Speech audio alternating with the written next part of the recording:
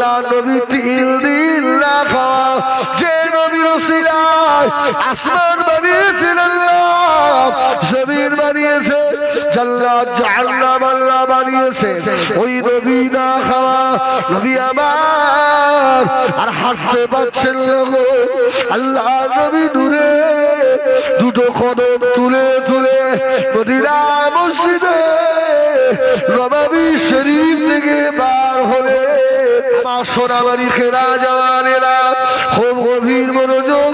নবী আমার মদিনা মসজিদে নববী শরীফে বসা, আল্লাহ নবী সাহাবীরা হাজির, ইয়া রাসূলুল্লাহ ইয়া হাবিবাল্লাহ। আল্লাহ নবী সাহাবীদের মুখের বারে তাকালে, সাহাবীর আল্লাহ নবীর মুখের বারে তাকিয়ে নামাজের সময় হয়ে গেল, নামাজ হয়ে গিয়েছে। আল্লাহ নবী সাহাবীরা মনটা খারাপ করে মদিনার মসজিদে নববী থেকে চলে যাচ্ছে।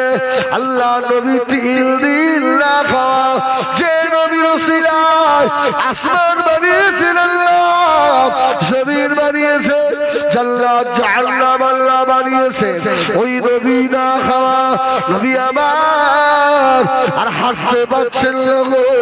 আল্লাহ নবী দূরে দুটো কদম তুলে তুলে মদিনা মসজিদে নববী শরীফ থেকে বার হয়ে মদিনা মসজিদের সম্মুখে আল্লাহ নবী আনসারী সাহাবীর খাজুরের বাগান। আস্তে আস্তে নবী গিয়ে আনসারী সাহাবী খাজুরের বাগানে গিয়ে বসেছে। সাহাবী খুশি না বেজা? এই খুশি না বেজা? ফুরফুরা শরীফের কোন পীর সাহেব যদি বিবিরা এটা আসার পথে কোনো একটা দোকানে একটু চা খেতে বসে, দোকানদার খুশি না? কি আল্লাহ আমার দোকানে আজকে একটু বরকত দেবে, ভালো মানুষ এসছে, ঠিক কিনা ভুল বলে? চা খাওয়া পয়সাটাও নেবে না, এমন আসে না? আরে পীর সাহেব তো অনেক ওপরের ব্যাপার। আল্লাহ শকর করে বলে এই ভাঙড় এলাকায় আমি যদি কোনো দোকানে গিয়ে বসে 1 পয়সা দিতে নেয়, যদি আমাকে দেখতে পাই যে হুজুর রয়েছে পয়সা নেই, হুজুর একটু দোয়া করতেন, সুবহানাল্লাহ একটু দোয়া করতেন, আমি যে কি হুজুর তোরা তো জানিস এই ফাও খাওয়াটা হলো সব বেকার।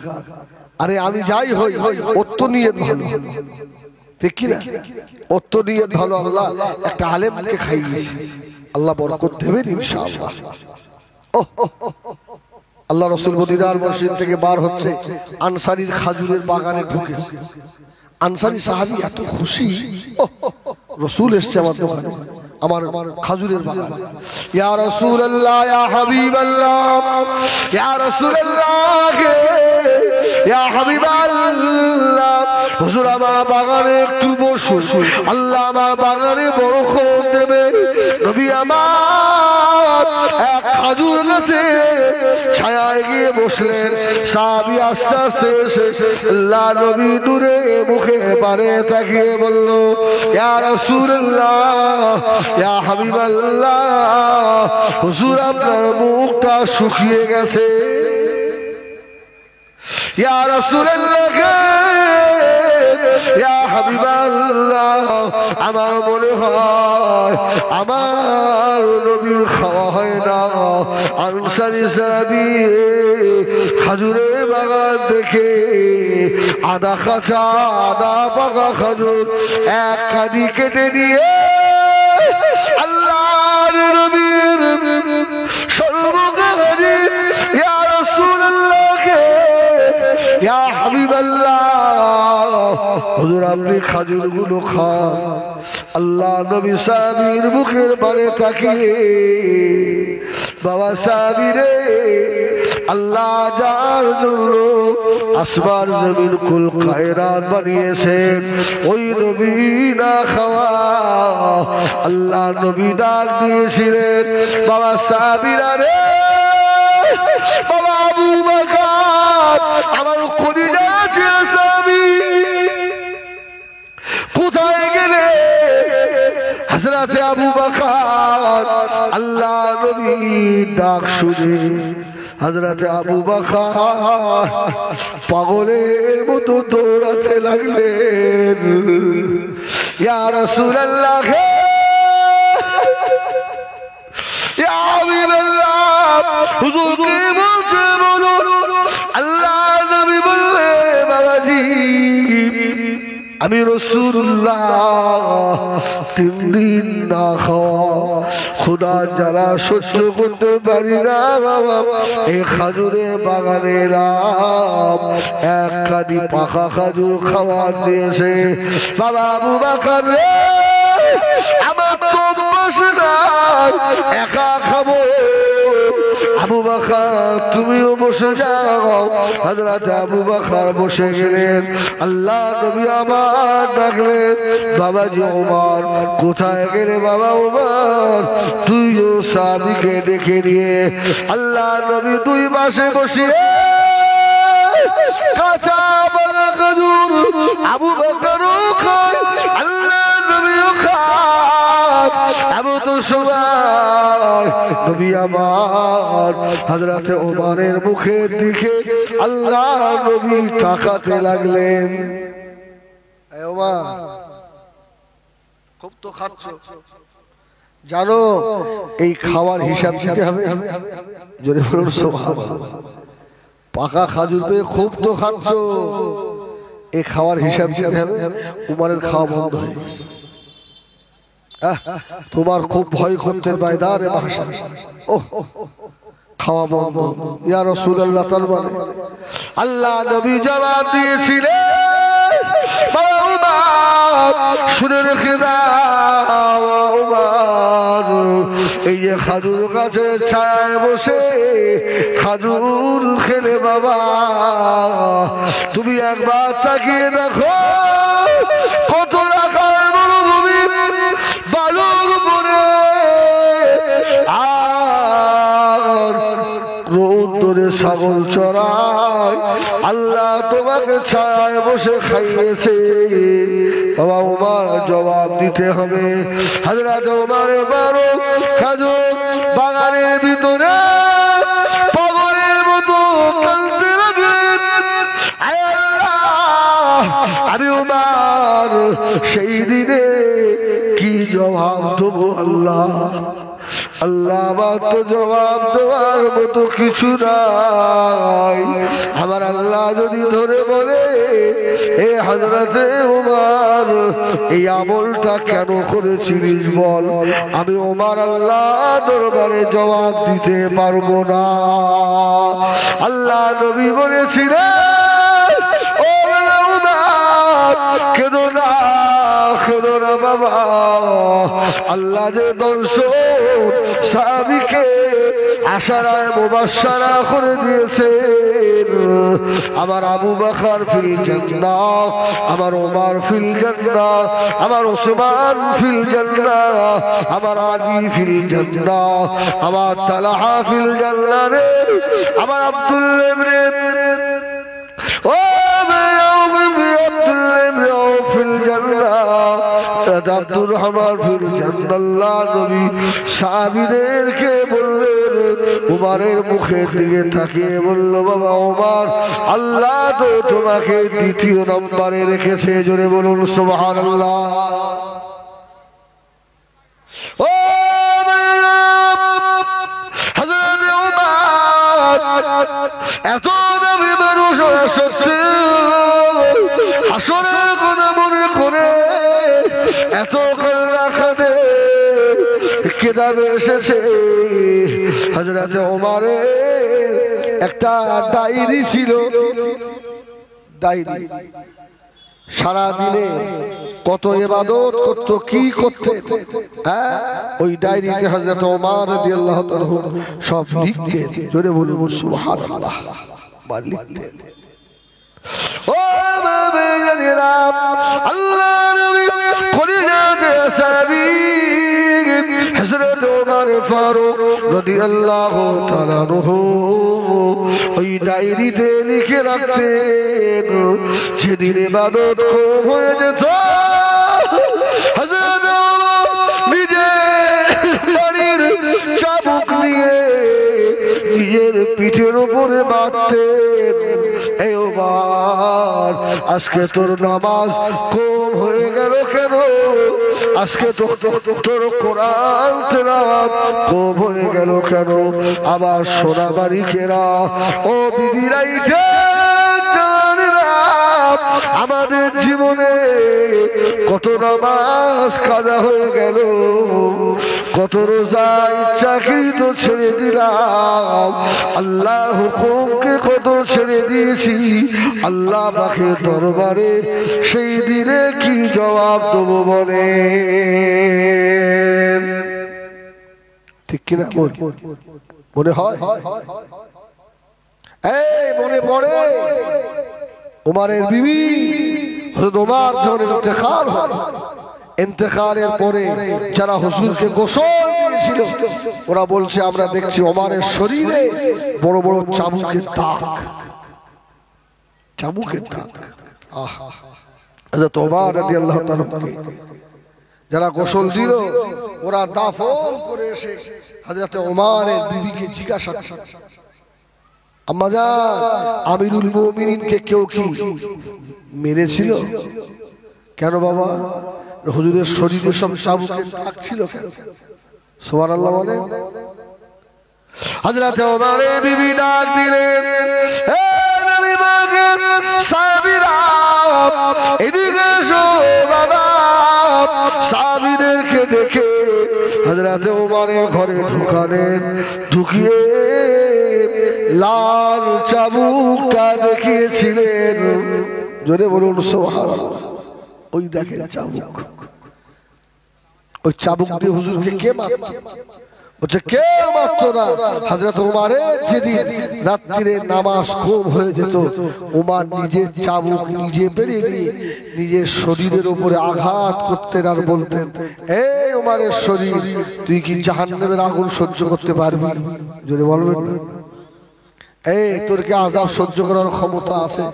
আজকে সারা রাত যত জলসা শুনবেন, শুধু এই একটা জিনিস মাথায় নিয়ে বাড়ি যান।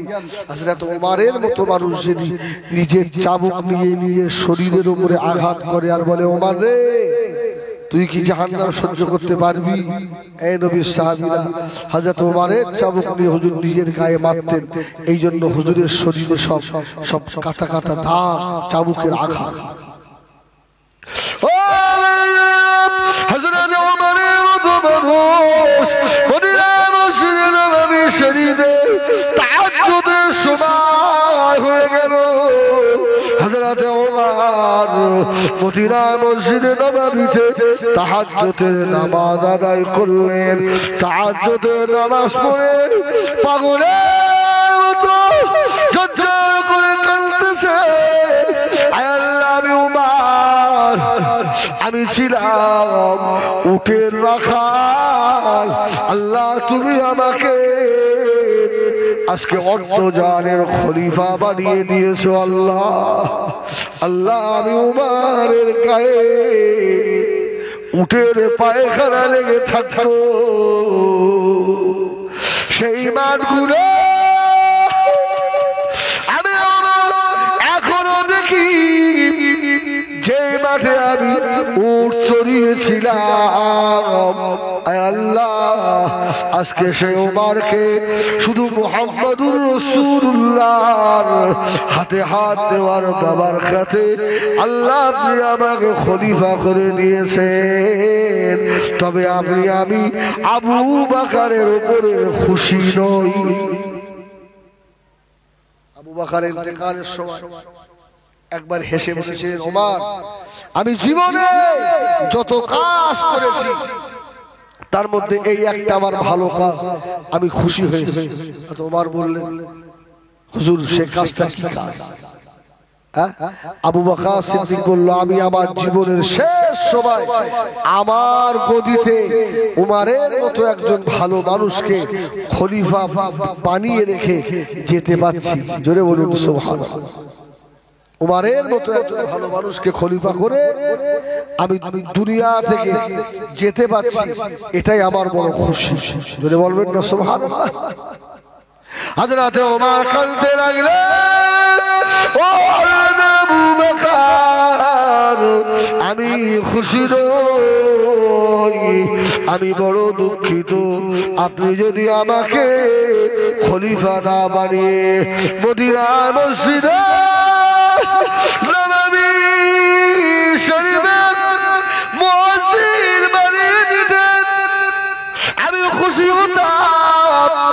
খলিফা হয়ে আমি খুশি নই, কেননা ময়দান মাশারে আল্লাহ রাব্বুল আলামিনের সম্মুখে আমি ওমর যদি ফুরাতের তীরে একটি কুকুরও মরে সেই হিসাবটা আল্লাহ উমারের কাছ থেকে নেবে। সেই দিনের ভয় হয়। এই জন্য আমি গত পরশুদিন একটা জলসায় বলছিলাম যে আল্লাহ দরবারে এই দোয়া করি, আল্লাহ এই জমানায় তুমি যেন নেতা করো, এই জমানায় যেন নেতা করে পাঠিও না। আর যাদের নেতা হওয়ার শখ নেতা হও, আবার নেতার মতো যদি নেতা হয় রাসূল বললেন ওই নেতার হাসর হবে আমি মুহাম্মদ আমার সঙ্গে। জোরে বলুন সুবহানাল্লাহ। যদি ন্যায় পরায়ণ ভালো নেতা হয় রাসূল বললেন আমার সঙ্গে ওর হাসর হবে। আর রাত্রে যদি চুরি করা নেতা হয়, ভাঙড়ে এমনও নেতার বসবাস আছে, কিচ্ছু ছিল না, শুধু ভ্যান টান তো আর গেঁজা খেত। আল্লাহ কারে অনেক বিল্ডিং তাদের হয়েছে, কি সারা ভাঙড়বাসীর পায়ে হাত দিয়ে যদি ক্ষমা না চায় আল্লাহ এদের ক্ষমা করবে না। এই সারা ভাঙড়বাসীর পায়ে হাত দিয়ে ক্ষমা চাইতে হবে মৃত্যুর আগে। সুবহানাল্লাহ সুবহানাল্লাহ। ওরা খুব ভাগ্যবান নয়। আল্লাহ দরবারে দোয়া করেন, আল্লাহ একবার খাবে, একবার ভুখা রাখবে, আল্লাহ একবেলা খাবো, একবেলা খাবো না, তবে হারাম খাবো না আল্লাহ। পরের মাল ঝেড়ে নেওয়া মাল খাবো না আল্লাহ। দুনিয়ায় কষ্ট দেন আল্লাহ, কবরের কষ্ট দেবেন না আল্লাহ। আল্লাহ দুনিয়ায় কষ্ট দেন, ময়দানে মাশরে কষ্ট দেবেন না আল্লাহ। আল্লাহ দুনিয়ায় কষ্ট দেন, তাদের দুঃখ দান কঠিন মুলসিরা পার করিয়ে নেবেন আল্লাহ। সোনাবাড়িকেরা এই দুনিয়ায় যে মানুষটা যত চালাক যত চালু এরা তত বেশি জাহান্নামী হবে। চালু মানুষেরা চালাকেরা বেশি জাহান্নামী হবে চতুর মানুষেরা। আর সাদা সিধে বোকা মানুষগুলো এরা এদের থেকেও আগে জান্নাতি হবে। যদি বলুন না সুবহানাল্লাহ। সাদা সিধে মানুষগুলো জান্নাতি বেশি হবে। সমাজে যেসব পাগলগুলো রাস্তায় ঘুরে ঘুরে বেড়ায়, পাগলের থেকে ঠাট্টা করেন, ঢিলা মারেন, ইট মারেন, তাড়া করেন, আপনি জানেন ওর হিসাব হবে না। সুবহানাল্লাহ বলেন, ওর হিসাব হবে না। আর আপনি তো চালু জ্ঞানী বুদ্ধিমান, হিসাব আপনার আপনাকে। আমার ভাইজানেরা সোনাবাড়ি ফেরাও, নবী আমার দিন দুনিয়ার বাদশাহ জনাবে মুহাম্মদুর রাসূলুল্লাহ সাল্লাল্লাহু আলাইহি সাল্লাম আল্লাহ নবী আম্মা জান হযরত আয়েশা সিদ্দিকা হুজরার ভিতরে আল্লাহ নবী শুয়ে আছেন। ও আম্মা জান হযরত আয়েশা সিদ্দিকা রাদিয়াল্লাহু তাআলা আনহা বলছেন, গভীর রাতে আমি উঠে দেখি আল্লাহ নবী আমার বিছানায় নাই, আমি সাইডে চেয়ে দেখি নবী আমার সাজদায় পড়ে এত কান্না কাঁদছে। আল্লাহ নবী নূরে দুটো চোখে পানি অঝনরে গড়িয়ে যায়। আমি আয়েশা আল্লাহ নবীর পাশে দাঁড়িয়ে শুনতে লাগলাম। নবী আমার কি মনে কাঁদে,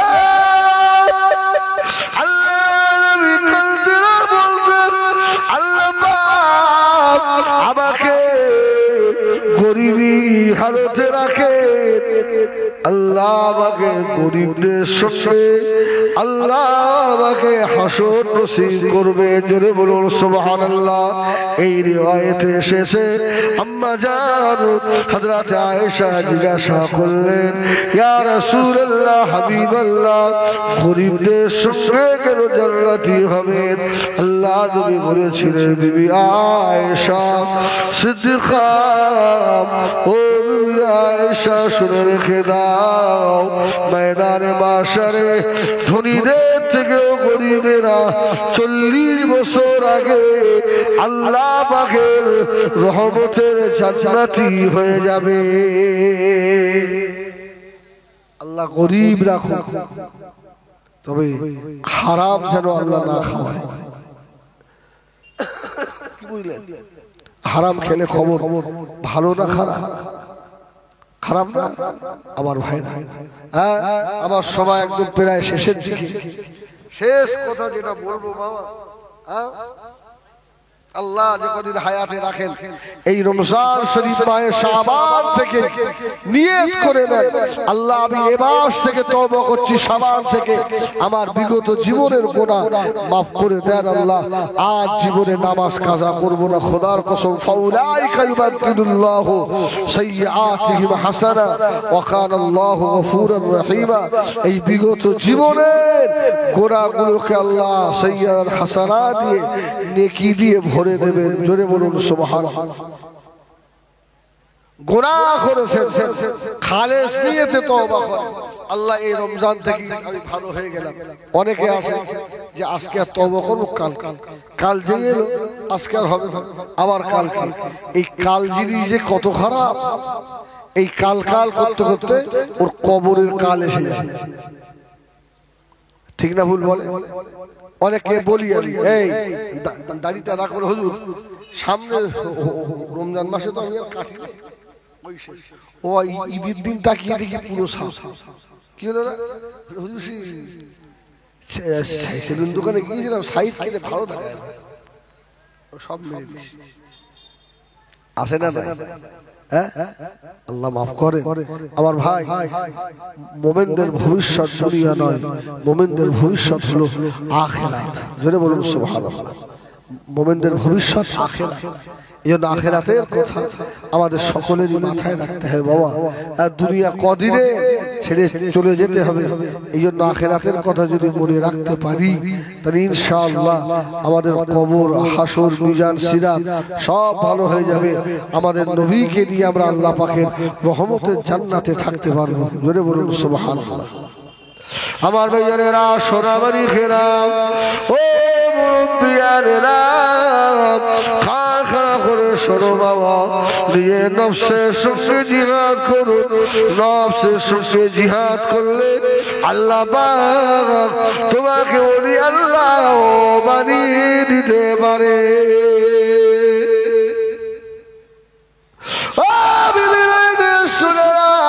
আমি হিজবুল্লাহ জিজ্ঞাসা করি, যত ভাই আমার এখানে বসে আছে শ্রোতা, তাড়াতাড়ি বলুন, আমরা আল্লাহকে বেশি ভালোবাসি না ইবলিস শয়তানকে বেশি ভালোবাসি? বলেন, আমরা আল্লাহর বেশি ভালোবাসি না ইবলিস শয়তান? কেউ কিছু বলে না? আল্লাহকে সবাই মিথ্যা কথা, এটা মিথ্যা কথা। যদি আল্লাহকে ভালোবাসতেন তাহলে আপনার নামাজ কাজা হতো না।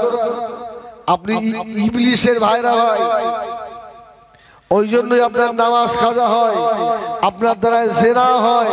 আপনি পরের মেয়ে ছেলের দিকে তাকান, হ্যাঁ, বুড়ের হক মারতে, আপনার সই করতে একটু আপনার হাতও কাঁপে না।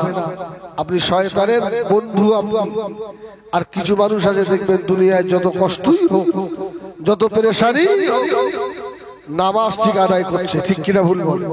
আজকে এই জলসাটা যে হুজুরের নামে, হুজুরের নাম কি?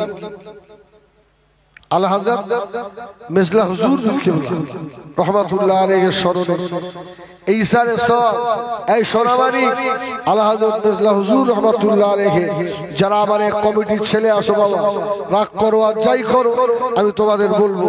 আল্লাহ হযরত মেজলা হুজুর বলতেন, বাবা আমার যদি কারামতি দেখতে চাও তো আমি আবু জাফর মৃত্যুর আগে পর্যন্ত জামাতের সঙ্গে নামাজ আদায় করে চলে যাব। সুবহানাল্লাহ, জামাতের সঙ্গে নামাজ আদায় করে যাব। আমার ভাই, নামাজ আমরা পড়ি বটে, কিন্তু নামাজের ভিতরে নবীওয়ালা নামাজ নেই। সাল্লু কামা রাআইতুমুনি উসাল্লি। রাসূল বললেন, নামাজ পড়ো যেভাবে আমাকে পড়তে দেখো। জোরে বলুন সুবহানাল্লাহ। আমাদের নামাজের রুকু ঠিক নেই, সাজদা ঠিক নেই, আছে না? হ্যাঁ, রুকু করার সময় পিঠটা ডোঙা হয়ে গেছে, ডোঙা। হ্যাঁ, সিজদার সময়ও ঠিক নেই। হ্যাঁ, দোয়া কালাম কিচ্ছু জানে না, ওই না জানিয়ে সারা জীবন সুবহানাল্লাহ সুবহানাল্লাহ সুবহানাল্লাহ নামাজ পড়ে যাবে। আল্লাহ নেবে তো? এই নামাজ কি আল্লাহ নেবে? আল্লাহ বান্দাকে শেখার সুযোগ দিয়েছে। যেটা বলল সুবহানাল্লাহ। আম্মা জান হযরত আয়েশা সিদ্দিকা রাদিয়াল্লাহু তাআলা আনহা বলছে, আল্লাহ নবী আমি আয়েশা হুজরা শরীফের ভিতরে আল্লাহ নবী শুয়ে বললেন, আমি আয়েশা আল্লাহ নবী এক কম্বলের ভিতরে গভীর রাত্রিরে দেখি নবী আমার আস্তে আস্তে উঠে যাচ্ছে।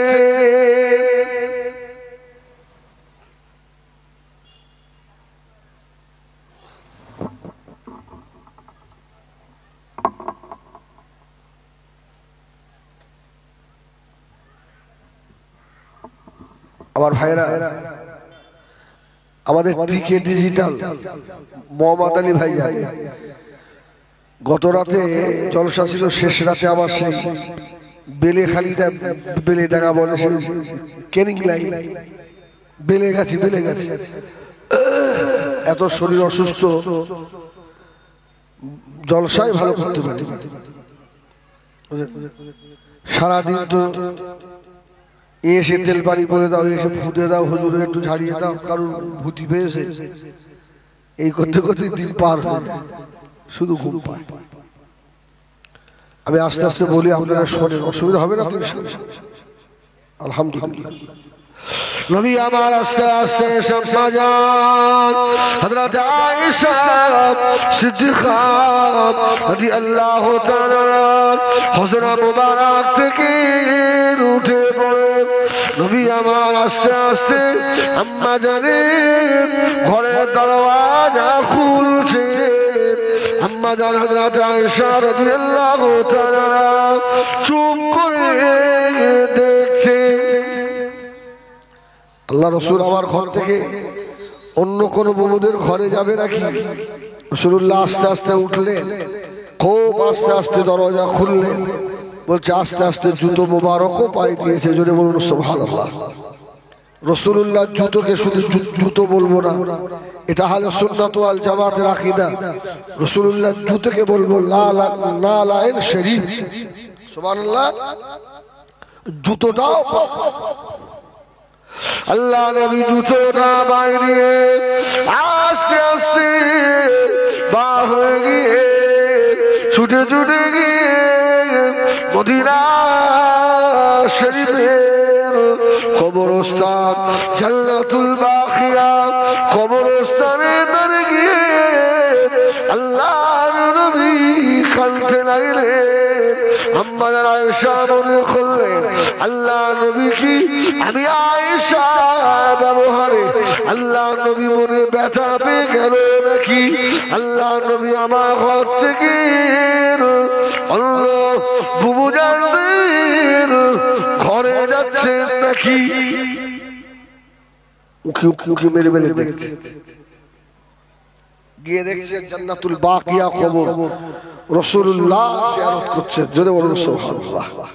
জিয়ারত হয়ে গেল, আমার রাসূল সেই জিয়ারত শেষ করলেন। আম্মা জান হযরত আয়েশা সিদ্দিকা রাদিয়াল্লাহু তাআলা ভয় পেয়ে গেলেন, আল্লাহ নবী যদি বকে, আমার নবী যদি তকবীর করে, এই না মনে করে আম্মা জান ছুটে ছুটে এসে আল্লাহ নবীর পাশে নবীর বিছানায় শুয়ে পড়লেন। নবী আমার ইবাদত শেষ করে আম্মা জান হযরত আয়েশার পাশে গিয়ে শোবে। এমন তো সময় শুনতে পায় আম্মা জান যেন জোরে জোরে নিঃশ্বাস ফেলতে লেগেছে। আল্লাহ নবী জিজ্ঞাসা করলেন, ও বিবি আয়েশা, কি ব্যাপার, শরীর খারাপ? এত জোরে জোরে নিঃশ্বাস ফেলছো, কি ব্যাপার? আম্মা আয়েশা বললেন, হুজুর বেয়াদবি মাফ করে, আপনি আস্তে আস্তে উঠলেন, জুতো পায়ে দিলেন, শিকল খুললেন, বাইরে বার হয়ে আজ চলে গেলেন। আমি মনে করলাম অন্য কোনো বিবিদের ঘরে রাসূল যাচ্ছে কিনা, এই না মনে করে আমি আপনার পিছন ধরলাম। ইয়া রাসূলুল্লাহ, আমি দেখলাম আপনি তো জান্নাতুল বাকি জিয়ারত করছেন। জোরে বলুন সুবহানাল্লাহ। আপনার মোনাজাত হয়ে গেছে, আমার ভয় পেয়ে গেল, রাসূল যদি আমাকে বকে, রাসূল যদি আমাকে করে, এই না মনে করে ইয়া রাসূলুল্লাহ, ইয়া হাবিবাল্লাহ, আমি আয়েশা দৌড়ে এসে হুজরা শরীফে শুয়ে পড়লাম। এই জন্য আমার নিঃশ্বাসটা ভারী হয়। আল্লাহ নবী ওই দিনে বলেছিলেন, ও বিবি আয়েশা সিদ্দিকা রাদিয়াল্লাহু তাআলা শুনে রাখো, আমি আমার বিবিদের জন্য যাই না, আমি রাসূলুল্লাহ আমার গুনাহগার উম্মতিদের কথা মনে করে জান্নাতুল বাকিয়া কবরস্থান জিয়ারত করছিলাম। ও বিবি আয়েশা, আজকে রাতটা কোন রাত জানো? আজকে রাতটা হলো লাইলাতুল বারাত, শবে বারাতের রাত। ও বিবি আয়েশা সিদ্দিকা রাদিয়াল্লাহু তাআলা, আল্লাহ নবী বললেন, আয়েশা রে, এই জন্য তুমি লুকিয়েছিলে। ও আমার মেয়েরা, আম্মা জান আয়েশা বললেন, ইয়া রাসূলুল্লাহ, ইয়া হাবিবাল্লাহ, ইয়া রাসূলুল্লাহ, ইয়া হাবিবাল্লাহ, আমি আয়েশা, আজকে রাত সম্পর্কে আমাকে শোনান। আল্লাহ নবী বললেন, বিবি আয়েশা, আজকের রাতটা এত মূল্যবান, আল্লাহ প্রথম আসমানে নেমে এসে তার রহমতের হাত দুটো বাড়িয়ে দেন। আমরা আয়েশা বললেন, হুজুর তাহলে আর শুয়ে থেকে লাভ নেই, আমরা দুজনাই আল্লাহর ইবাদতে মশগুল হয়ে যাই। জোরে বলুন সুবহানাল্লাহ। এই রাতটা ছিল মাহে শাবানের 14 তারিখের দিবাগত রাত। কি লাইলাতুল বারাতের রাত। আমার সোনামণি, আমার ভাইজানেরা, সোনামণি কিরা, এই শবে বারাতের রাতে সকলের দোয়া আল্লাহ পাকের দরবারে কবুল হবে না। বাপ মায়ের অবাধ্য বেটা বেটির দোয়া আল্লাহ দরবারে কবুল হবে না বাবা।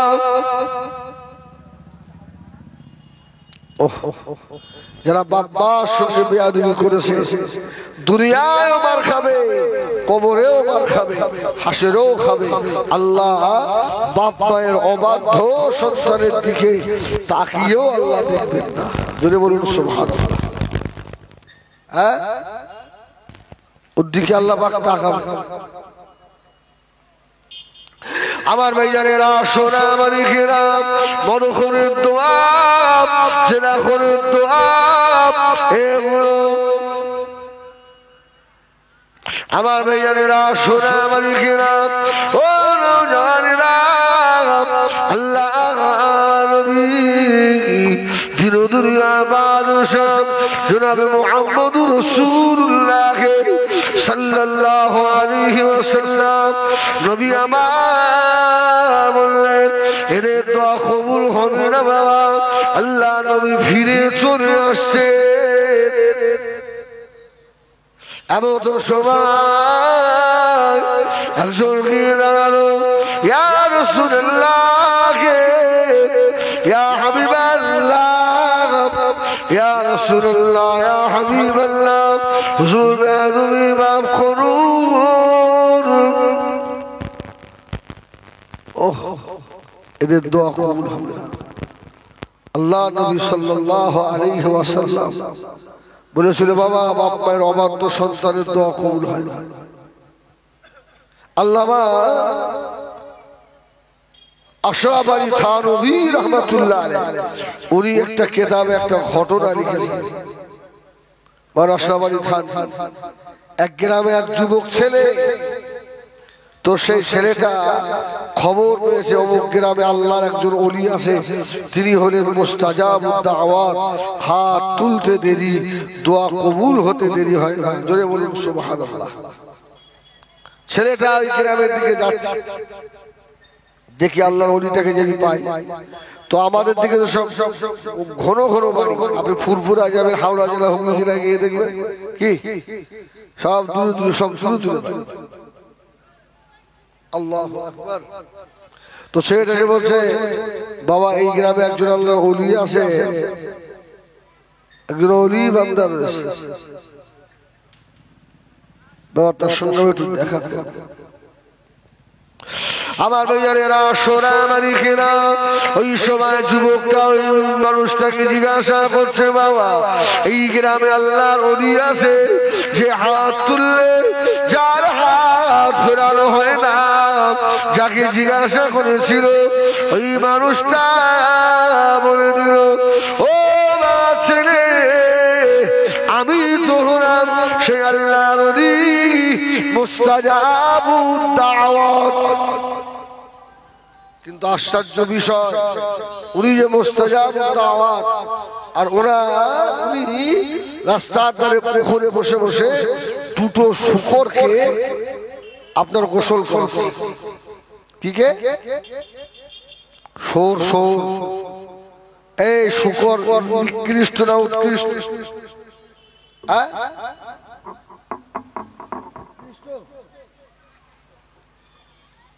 বুঝতে পারেননি? নিকৃষ্ট না উৎকৃষ্ট? উৎকৃষ্ট। আমার সোনা নিকৃষ্ট না, শূকরের গা ধোয়া। যুবক ছেলেটা বলছে, কি ব্যাপার, আপনি মুস্তাজাবুদ দাওয়াত শুনেছি আর আপনি শূকরকে গা ধোয়াচ্ছেন? বললো, বাবা এই শূকরের গা ধোয়াই বলেই আল্লাহ আমাকে মুস্তাজাবুদ দাওয়াত করেছে। জোরে বলুন সুবহানাল্লাহ। অনেক মেয়েরা বলে না, শূকরের নাম নিলে ওযু ভেঙে যায়, অনেকে আছে বলে না। ওই সময় আল্লাহর ওলিকে জিজ্ঞাসা করলো যুবক, ওরে আল্লাহর ওলি বান্দা রে, এই শূকরকে কেন গোসল করাও? ছেলেটা জবাব দিল, আল্লাহ পাকের নেক বান্দা শুনে রাখেন, এই শূকর দুটো হলো, একটা হলো আমার জনম দুঃখেরই মা, আর একটা হলো আমার জনম দাদা বাপ। এরা আল্লাহ দরবারে এত বড় পাপী, এত বড় অপরাধী। আল্লাহ পাকের দুনিয়া জমিনে সুখর বানিয়ে দিয়েছে। এরা এখনো মরে না। এরা যতই খারাপ কাজ করুক আমি ব্যাটা করতে পারবো না। জোরে বলুন সুবহানাল্লাহ। এত ছোট কারামাত হবে না বাবা। আল্লাহর নবী বলেছিলেন, ও বাবা ছেলে, প্রতিদিন আমি আমার শুকর মা আর শুকর বাবাকে গোসল করাই, আবার ঘরে রেখে দিয়ে আসি। যদি বলুন সুবহানাল্লাহ। কেন? এর কারণ তুমি এত সেবা করো। বলছে এই শুকর যে আমার আব্বা মা অল্প একটা গোড়ার খাতিরে আল্লাহ আদরকে কাইয়েছে। হ্যাঁ, আমাদের কি অবস্থা? আমার ভাই জানে না। শোন, আমার যুবকটা বললে এটা আমার বাপ মা। বাপ মায়ের ঘটনা খুলে বললেন। আল্লাহ উনি বললেন, বাবা ছেলে, তোমার দোয়া আল্লাহ দরবারে কবুল হবে। জোরে বলুন সুবহানাল্লাহ। সেটা বললাম, আমার শুকর বাপ মাকে গোসল করানোর কারণেই আজকে আমাকে মুস্তাজাবুদ দাওয়াত আল্লাহ করে দিয়েছে। বলুন সুবহানাল্লাহ। তাই বাপ মায়ের সঙ্গে যদি ভালো ব্যবহার না হয়, সবাই বারাতে রাত্রে নামাজ পড়তে যাচ্ছে, একটারও ফজরের নামাজ পড়া নেই, এমন লোক আছে না? বলেন বলেন, একটাও খুঁজে পাবে, একটাও খুঁজে পাবে। আমার ভাইজানেরা, সোনা মালিকেরাম, নবী আমার দিন দুনিয়া বাদশাহ জনাবে মুহাম্মদুর রাসূলুল্লাহ সাল্লাল্লাহু আলাইহি ওয়াসাল্লাম, আমার নবী ওই সময় বলেছিল, ও ছেলে কি করলে বাবা? ও আমার ভাইজানেরা, সোনা মালিকেরাম, একবার মুহাম্মদে দরুদ আল্লাহুম্মা।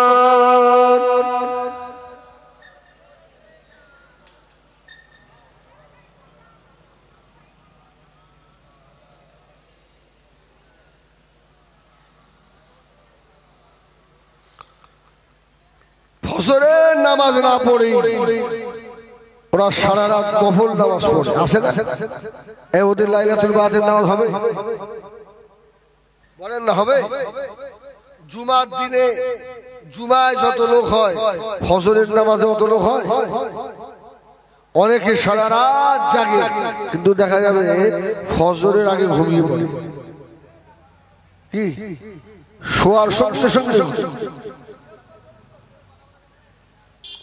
আমার ভাইয়ারেরা, সোনা মালিকেরাম, এই জন্য বলবো বাবা, বেশি বেশি কবরের কথা মনে করো, ময়দানে বাসরের কথা মনে পড়ো।